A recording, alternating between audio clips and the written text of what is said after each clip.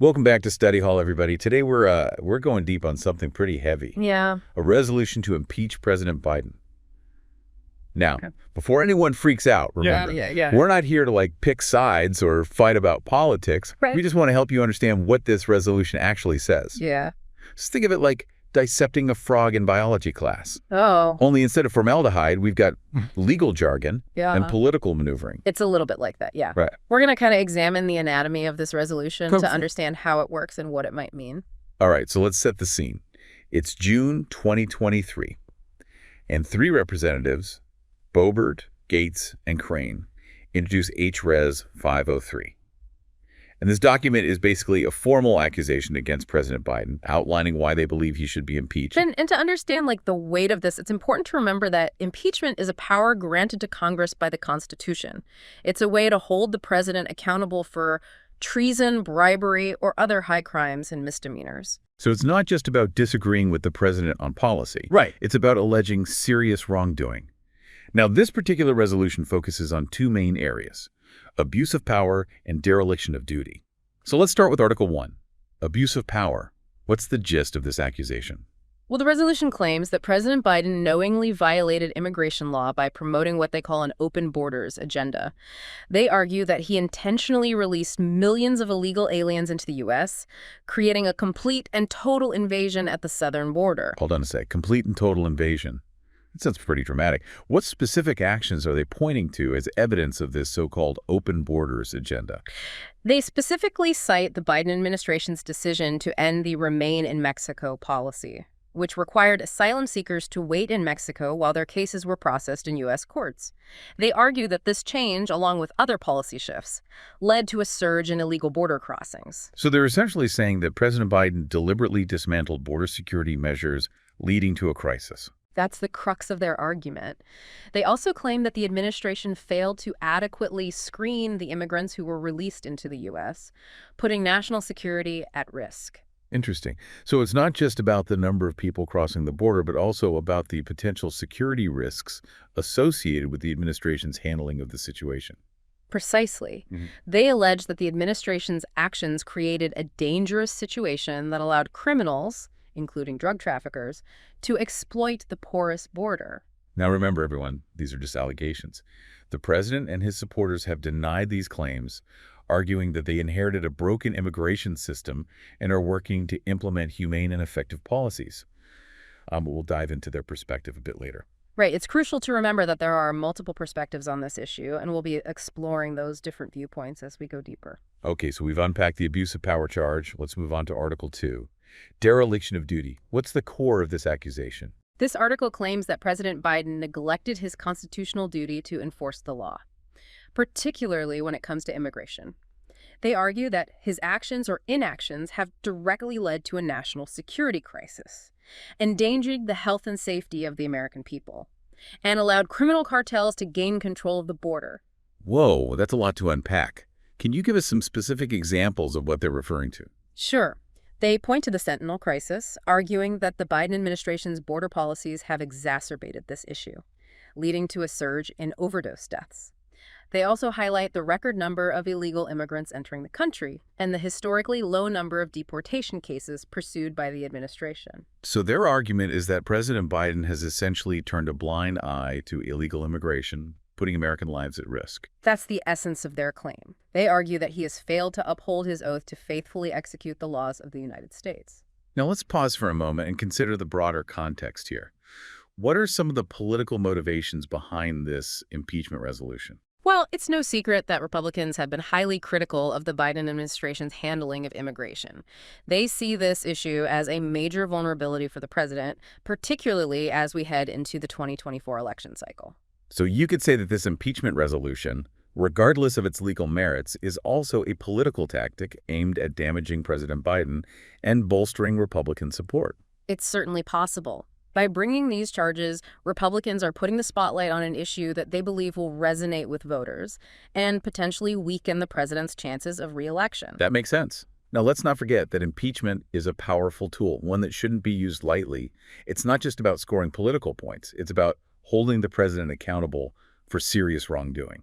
Absolutely. And as we delve deeper into this resolution, we need to ask ourselves some tough questions. Are these accusations against President Biden credible?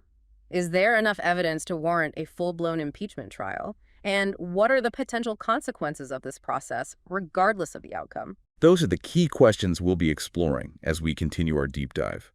Buckle up, folks, because this is where things start to get really interesting. Okay, so we've laid out the charges and we've gotten a glimpse of the political motivations behind this impeachment resolution. But to really grasp the potential impact, we need to zoom out and look at the bigger picture. Okay, let's step back for a moment. What can history teach us about impeachment and its potential consequences? Well, throughout U.S. history, only 4 presidents have faced impeachment inquiries: Andrew Johnson, Bill Clinton, and Donald Trump, twice. Right. And none were removed from office. So getting impeached by the House doesn't automatically mean a president is kicked out of the Oval Office. Exactly. It's like an indictment, not a conviction. The Senate holds a trial. And a 2/3 majority vote is required to convict and remove a president. That's a very high bar to clear, especially in our current politically divided climate. Right. It seems like even if this resolution passes the House, it faces an uphill battle in the Senate. But even if President Biden isn't removed from office, this whole process could still have major ripple effects. Absolutely. Impeachment inquiries, even if they don't lead to removal, can significantly impact a presidency. Like how? Give us the juicy details. Well, think about it. These inquiries are time-consuming, resource-draining, and publicly scrutinized.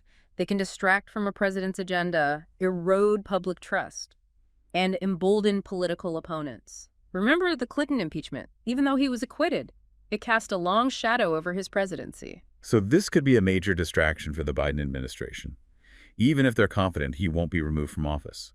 And speaking of distractions, let's not forget the potential impact on the already heated immigration debate. That's a crucial point.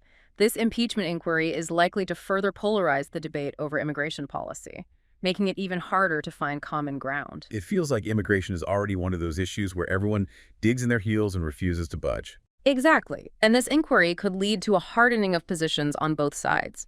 We could see Democrats rallying around the president and defending his policies, while Republicans use this as a platform to push for stricter border control measures. So even if this doesn't result in President Biden's removal, it could make it even more difficult to address the very real challenges we face at the border and within our immigration system. That's a real concern. It's like trying to have a rational conversation in a room full of screaming toddlers. Now there's another angle to consider, one that goes beyond the immediate political battle.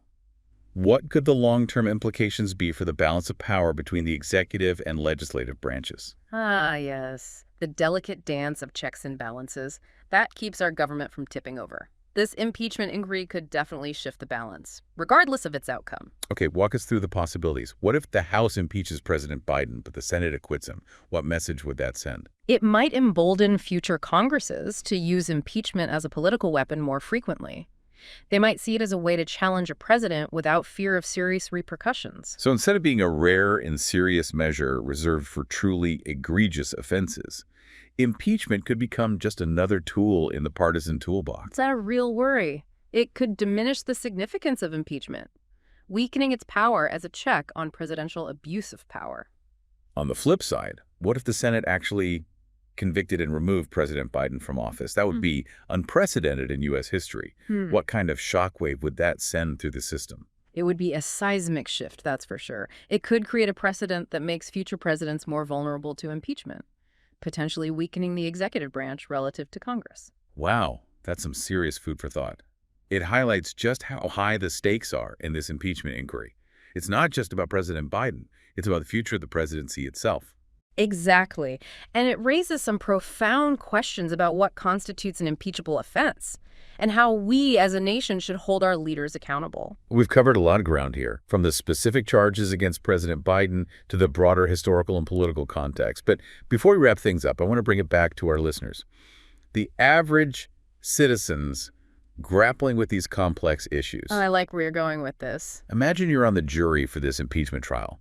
What evidence would you need to see to make a decision? What questions would be swirling in your mind? What standards would you use to judge President Biden's actions? Those are the questions each of us should be asking as we follow this drama unfold. It's not about blindly accepting one side's narrative or the other. It's about critically evaluating the evidence and forming our own informed opinions. Yes, exactly, because at the end of the day, the health of our democracy depends on engaged citizens who are willing to wrestle with these tough questions and hold our leaders accountable. All right, so we've dissected these impeachment charges, explored the historical parallels, and we've even pondered the existential questions of presidential power. But before we wrap up our deep dive, I want to circle back to something we talked about earlier, that potential long-term impact on immigration policy. Yeah, it's a critical aspect of this whole saga. This impeachment inquiry, regardless of its outcome, is likely to have ripple effects on how we approach immigration in this country. Okay, so let's put on our futurology hats for a second. What might those ripple effects look like? Well, one possibility is that this inquiry could push the Biden administration to be more cautious about implementing certain immigration policies. Even if they believe those policies are legal and necessary, they might be hesitant to exercise their executive authority in this area, fearing further backlash or providing more ammunition to their opponents. So they might shy away from making bold moves on immigration, even if they feel it's the right thing to do. Exactly. They could be walking on eggshells, worried about triggering another political earthquake. And what about the other side of the equation? How might this inquiry impact Congress's approach to immigration? Well, it could embolden Congress to assert more control over immigration policy, potentially through legislation or increased oversight hearings. We might see a tug of war between the executive and legislative branches, with each trying to exert their influence over this highly charged issue. So more gridlock, more partisan battles, more finger-pointing, basically more of the same dysfunction that has plagued immigration policy for decades. It's a real possibility, unfortunately. But there's also a chance that this inquiry could spark a more constructive conversation about immigration reform. Okay, now you've got my attention. Tell me more about this glimmer of hope. Well, imagine this. What if this inquiry, instead of deepening the divides, forces both sides to confront the complexities of immigration and acknowledge the need for a more comprehensive and humane approach? It's a long shot, I'll admit. But hey, stranger things have happened in politics, right? Exactly. And maybe, just maybe, this inquiry could create the political pressure needed to finally break the logjam and enact meaningful immigration reform. Now, that would be a truly remarkable outcome. But let's be realistic. It's going to take more than just political pressure. It's going to require a fundamental shift in how we talk about immigration. A willingness to move beyond the sound bites and stereotypes and engage in a genuine dialogue. Couldn't agree more.